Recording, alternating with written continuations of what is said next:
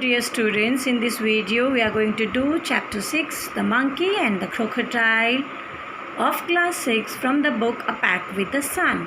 So first word is bank, riverside, नदी का किनारा, delicious, tasty, स्वादिष्ट, laden, full of fruits, फलों से भरा हुआ, content, satisfy, संतुष्ट, companion, friend, साथी. So next word is politely, with politeness, विनम्रता से. Host, a person who invites somebody in any program, मेजबान. Lack, dearth, DEARTH, कमी.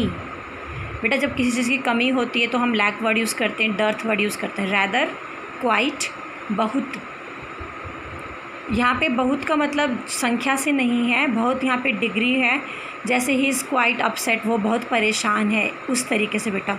एनॉयड, वरिड, परेशान. फॉन्ड ऑफ, लाइक समबडी, पसंदीदा.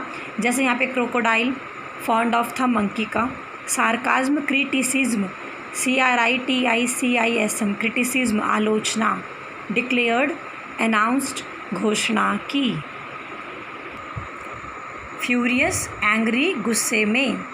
पेस्टर, PESTER, डिस्टर्ब, परेशान करना. डेलिमा, इन confusion, दुविधा में. सिन, VIC, वाइस, पाप. बिट्रे, DECEIVE, धोखा. DECEIVE, धोखा. सेट आउट, बिगैन, शुरू किया. करंट, वेव, लहर. इंटेंशन, डिज़ायर, इच्छा. हेसिटेटिंगली, विद हेजिटेशन, संकोच से. स्केयर्ड, अफ्रेड ऑफ, डर से. डिस्ट्रेस्ड, अपसेट, दुखी. Now next is cool head, काम, शांत दिमाग से.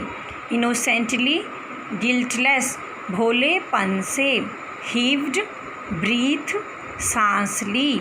साई, टेक लॉन्ग ब्रीथ, राहत की लंबी सांस लेना. राहत की लंबी सांस लेना. जेन्युइन, रियल, वास्तविक. कामली, विद काम, शांति से. Now we shall begin word meaning students. First question is the monkey was happy living in the fruit tree but his happiness was incomplete. What did he miss. जो बंदर था वो पेड़ वाले पेड़ में बहुत खुश था, लेकिन वो उसकी जो खुशी है वो अधूरी थी. वो क्या मिस करता था. Although the monkey was happy but he was alone, he missed a friend. Monkey बहुत खुश था, बंदर उस पेड़ पे बहुत खुश था, लेकिन वो अकेला था और उसको एक दोस्त की कमी महसूस होती थी. What did the two friends talk about generally. They talked about birds, animals, villages nearby and their difficulties regarding good crops. So वो लोग जो बंदर और क्रोकोडाइल थे वो बातें करते थे पक्षियों की, जानवरों की, आसपास के गांव की, और जो गांव में लोग रहते हैं वो अच्छी फसल क्यों नहीं उगा पाते, उनको क्या समस्याएं आती हैं, उन समस्याओं का भी वो आपस में बात करते थे. Why was the crocodiles wife annoyed with her husband one day. एक दिन क्रोकोडाइल की पत्नी अपने पति से क्यों नाराज़ हो गई. She was annoyed waiting and waiting, managing the little crocodiles that had just been hatched. वो नाराज़ इसलिए हो गई कि वो अपने हस्बैंड का वेट कर रही थी और बहुत देर बाद उसके हस्बैंड आए, और क्योंकि वो उसके अभी बच्चे अंडे से अभी बच्चे निकले थे, उन बच्चों को वो मैनेज कर रही थी और परेशान हो गई थी क्रोकोडाइल का वेट करते हुए, और क्रोकोडाइल लेट था, इसी वजह से क्रोकोडाइल की वाइफ परेशान थी. आप इस प्रकार आंसर लिखिएगा बेटा. She was annoyed waiting and waiting, managing the little crocodiles that had just been hatched. Why was the crocodile unwilling to invite his friend home?